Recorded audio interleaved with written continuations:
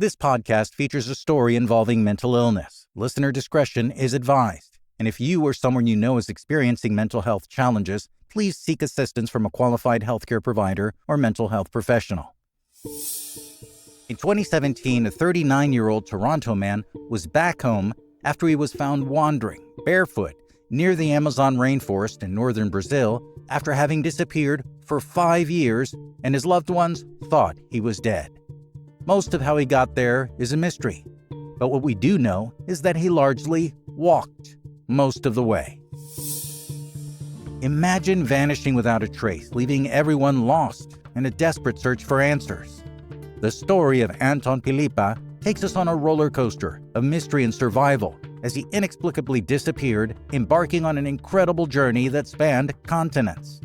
This isn't just the tale of a man gone missing. It's a story of resilience, unimaginable challenges, and a miraculous return that'll leave you questioning the boundaries of human endurance, and it might just reinforce your faith in humanity. My name is Andrew Colon, and this is the Mysteries of Latin America podcast.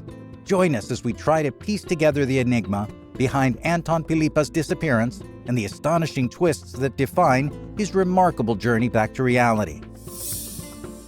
Before his mysterious disappearance in 2012, Anton Pilipa's life was marked by a series of challenges and personal struggles when he was diagnosed with schizophrenia. His family commented that he was an anti-poverty activist in Canada before his disappearance, but details of his professional and personal life remain relatively obscure, like most of us. Anton was facing a court date on an assault charge back in Ontario, but he disappeared before that date. And when his family didn't hear or see him again for a long time, they feared the worst, that their son and brother was dead and lost forever. And then one day, out of the blue, 5 years later, they got a call from a police officer saying that they might have found Anton in Brazil. Someone made a phone call to the police after they saw a bearded and disheveled man, barefoot and disoriented, walking by the side of the road perilously close to cars along a federal highway. 4 officers responded to the call. Luckily enough, one of them had actually been born in Canada. She spoke English, and she was able to talk to the man. He had no identification, no home, and he seemed confused.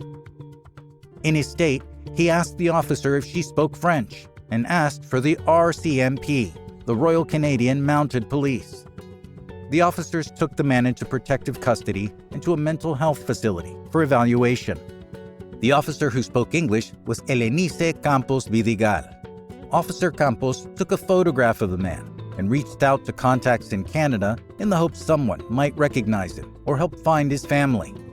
While combing through the internet and social media posts, she saw a missing person message posted 5 years earlier on Twitter by someone from Canada. While the man in custody had a long beard and was somewhat worse for wear, he did resemble the photo on the post. She reached out to the email address listed. That email was responded within minutes. On the other side of that email was a close family friend of the Pilipas. That friend quickly connected her to Stefan Pilipa, brother of missing Canadian citizen Anton Pilipa. She had found his brother over 10,000 kilometers, 6,000 miles from home. How did he get from Canada to Brazil, of all places? And how did he survive? How did he travel over 10,000 kilometers with no documents, no passport, no license, through 2 continents? What little Anton has said or remembered about his journey, he has some gaps in his memory, has revealed that he survived picking berries where he could and asking for money from strangers. He'd root around in garbage containers for clothes or anything he could eat or use. According to a GoFundMe page set up by his family to help bring him home and take care of him, he had been wandering through the towns and highways in one of the most dangerous regions of the Amazon. Before Brazil, though, his wandering took him most of the way from Scarborough, Ontario, to Manaus, Brazil in South America, oftentimes without shoes. While he did hitchhike some of the way, this means he had to walk and pass through the borders of Canada, the United States, Mexico, Guatemala, Costa Rica, Panama, Colombia, Venezuela, Argentina, and finally, Brazil. After Officer Campos made contact with Anton's brother Stefan, and he made arrangements to come down and retrieve his brother, near the end of December 2017, Anton escaped from the facility he was staying at in the town of Portobello, Brazil, and once again was out on his own. But Anton and everyone concerned got their Christmas miracle that year, because on December 25th, someone spotted him once again walking barefoot along a highway very close to the Amazon rainforest. Officer Campos was very concerned for his safety because she knew the type of dangerous predators and conditions the Amazon could have in store for someone in Anton's condition. Anton was finally found in the city of Manaus, Brazil on January 3rd, where he was taken to a local mental health facility. His brother Stefan was able to meet him there to take him back home.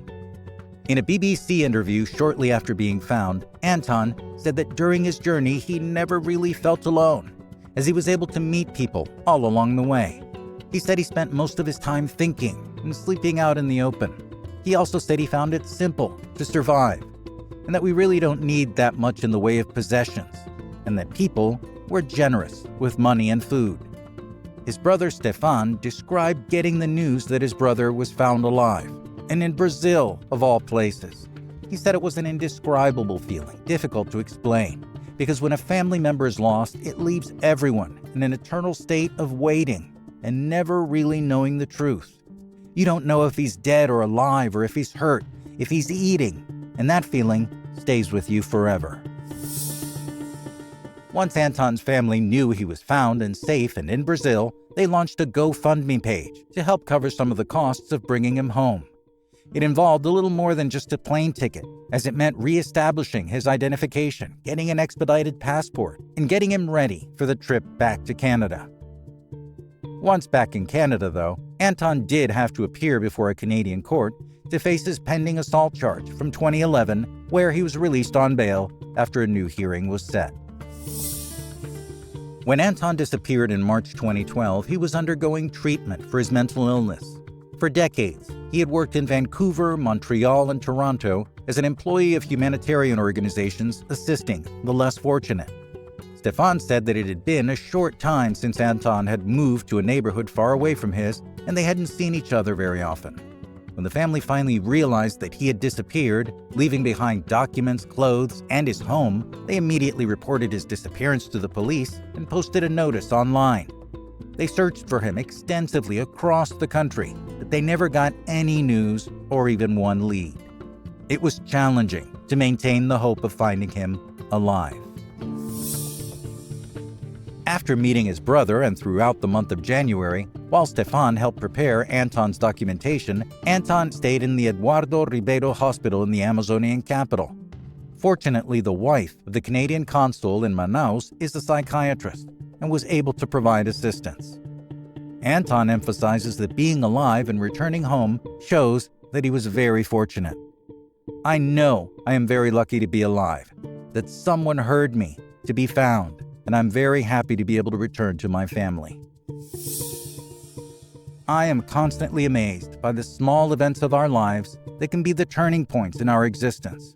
What series of events had to happen for it to go from running out to the store in one country to being eventually found by the side of the road 6,000 miles away in another, where you don't speak the language, you don't have any money, no ID, and you're about to go into very dangerous territory? And what about the initiative of Officer Campos? She could have just done the bare minimum, remanded him to mental health authorities, finished up her paperwork, and washed her hands of the whole thing. But she went above and beyond the call of duty and made it a point to help find Anton's family. I'm also left in awe by the resilience of human beings and our instincts for survival. Somehow, some way, this wanderer was able to cross a good 9 international borders with no passport and no identification of any type, and somehow find food, water, and shelter. And to know that somewhere a stranger helping out in the way of a meal, a ride, a drink of water, or some money, letting him survive another day, gives me a little hope for humanity, showing us that even though we feel like we're more divided than ever, our humanity binds us more than we think. Another thing I'm very pleased to see is a more open discussion on taking care of our mental health as well as our physical health.